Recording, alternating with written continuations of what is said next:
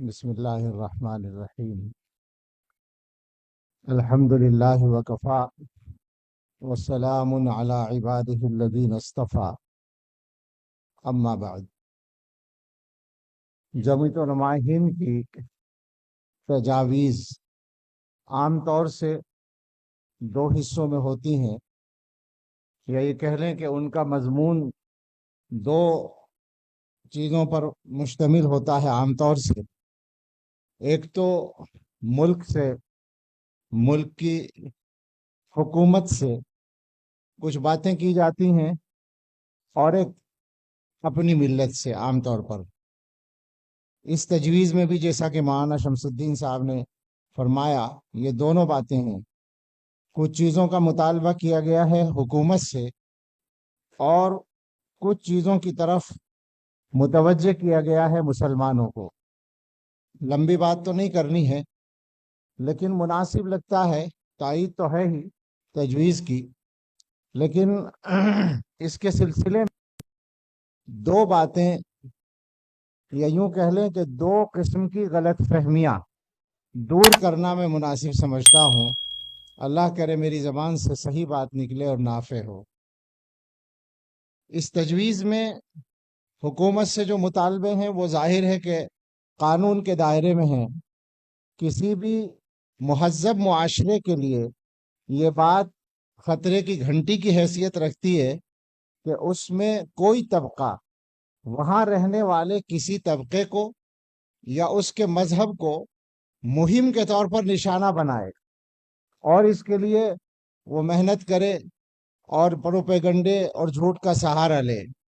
یہ بات جس کو نشانہ بنایا جا رہا ہے اس سے کہیں زیادہ اور اس سے پہلے نشانہ بنانے والوں کے لیے خراب ہوتی ہے، اور ان کے لیے نقصان کا باعث ہوتی ہے۔ تو اس لیے یہ جو مطالبات ہیں ہماری حکومت کو اور میڈیا کو اور معاشرے کے تمام طبقات کو ان پر توجہ دینی چاہیے۔ اس میں جو میں کہہ رہا تھا غلط فہمی دور کرنے کی بات، تو ایک تو یہ جو آخر میں مسلمانوں سے اپیل کی گئی ہے کہ جذباتیت کا شکار نہ ہو، اور جو نام نہاد تنظیم جہاد کا نام لے کر جذباتی اقدامات پر آمادہ کرنے کی کوشش کرتی ہیں، ان کی بات میں نہ آئیں۔ اس سلسلے میں ذرا سی وضاحت یہ مناسب سمجھ میں آتی ہے کہ ایسی باتوں سے بعض لوگ جمعیت علماء ہند کے خلاف ایک خاص ذہن بنانے کی کوشش کرتے ہیں۔ جمعیت علماء ہند چونکہ 100 برس کی ایک تاریخ رکھتی ہے، اور ہندوستان جیسے ملک میں بلکہ دنیا کے وہ تمام ممالک جہاں صورتحال ہندوستان جیسی ہے، ان تمام ملکوں میں مسلمانوں کی حیثیت کیا ہونی چاہیے، ان کی پوزیشن کیا ہے، ان کا کردار کیا ہونا چاہیے، اس کے سلسلے میں جمعیت علماء ہند کے پاس قرآن و حدیث کی روشنی میں اپنے اکابر کا طے کیا ہوا ایک نہج موجود ہے۔ اس لیے جمعیت اسی راستے پر لوگوں کو متوجہ کرنے کی کوشش کرتی ہے، لیکن جب اس طرح کی بات کہی جاتی ہے، جذباتیت سے احتیاط کی جائے، جہاد کے نام کا غلط استعمال نہ کیا جائے، تو کچھ کوششیں ہوتی ہیں، وہ بہت کامیاب نہیں ہوتی، لیکن معاشرے میں خراب بات بھی آج کل بڑی آسانی سے عام ہو جاتی ہے اور پھیل جاتی ہے۔ اس لیے یہ عرض کرنا ہے کہ جمعیت علماء ہند کی اس اپیل کا یہ مطلب بالکل نہیں ہوتا کہ مسلمان اپنے مذہب کے سلسلے میں کوئی سمجھوتا کر لیں، یا اپنے مذہب کے کسی ایک جز کے بارے میں بھی کمزور رویے کا مظاہرہ کریں۔ یہ مطلب جمعیت علماء کا بالکل نہیں ہوتا۔ جمعیت علماء ہند تو صحیح بات یہ ہے کہ ہندوستان کی تنظیموں میں سب سے زیادہ طاقت کے ساتھ مسلمانوں کو مذہب اسلام پر عمل کرنے کی دعوت دیتی ہے۔ جمعیت کا اس سلسلے میں جو پیغام ہے وہ بالکل صاف ہے کہ ہندوستان ہو یا دنیا کا کوئی علاقہ ہو، ہم جہاں رہیں گے مسلمان بن کر رہیں گے،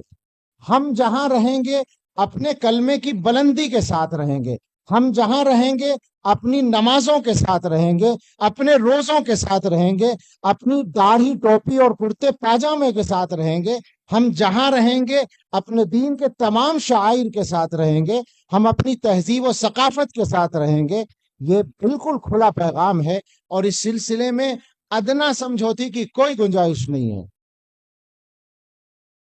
لیکن اسی کے ساتھ ساتھ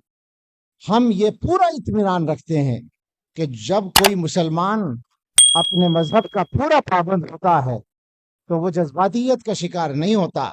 اور وہ غلط اقدامات نہیں کرتا۔ مسلمان کے پاس ایک شریعت ہے، جہاد اسلام کے احکام میں سے ایک حکم ہے، اس کی بھی شرطیں ہیں، اس کی بھی تفصیلات ہیں۔ کوئی مسلمان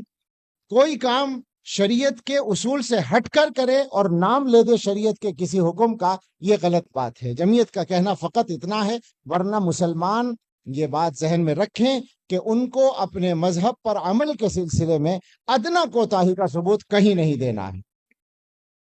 ایک دوسری بات جو میں نے کہا تھا، ایک غلط فہمی اور ہے، وہ بہت نرمی سے میں کہنا چاہوں گا اپنی حکومت سے بھی اور اس کی ترجمانی کرنے والے میڈیا سے بھی اور اس ذہن سے بھی جو اس وقت حکومت کر رہا ہے، اور ہندوستان کے تمام طبقات سے بہت عاجزی کے ساتھ ایک معمولی سا یہ گناہگار بندہ یہ کہنا چاہے گا کہ آپ جو کچھ کر رہے ہیں، نفرت پھیلانے کے لیے کھلم کھلا جو اقدامات آپ کر رہے ہیں، تو آپ شاید غلط فہمی کا شکار ہیں۔ آپ اقتدار کے نشے میں ہیں، آپ کو اندازہ نہیں ہے کہ اقتدار بہت مستقل رہنے والی چیز نہیں ہے، اور آپ کو یہ بھی اندازہ نہیں ہے کہ مسلمان کیا ہوتا ہے۔ آپ اس بات کی طرف سے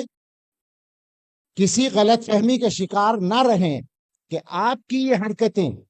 آپ کی یہ اشتعال انگیزی، انشاءاللہ مسلمان اس کی وجہ سے اشتعال میں تو نہیں آئے گا، لیکن آپ یہ نہ سوچیں کہ آپ گالیاں دے کر یا دھمکیاں دے کر مسلمانوں کا ہندوستان سے نام و نشان مٹا دیں گے۔ ایسا قیامت تک نہیں ہو سکتا۔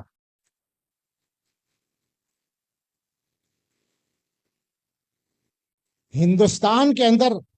مسلمان تو جہاں بھی ہوتا ہے وہ مضبوط ہے، لیکن ہندوستان کے اندر مسلمان سب سے زیادہ مضبوط ہے، اور ہندوستان کی جڑوں میں مسلمان کی جڑیں موجود ہیں۔ ہندوستان کے مسلمانوں کو آپ کسی مظلوم ملک کے مسلمانوں پر قیاس نہ کریں۔ ہندوستان کا مسلمان انشاءاللہ حوصلے میں،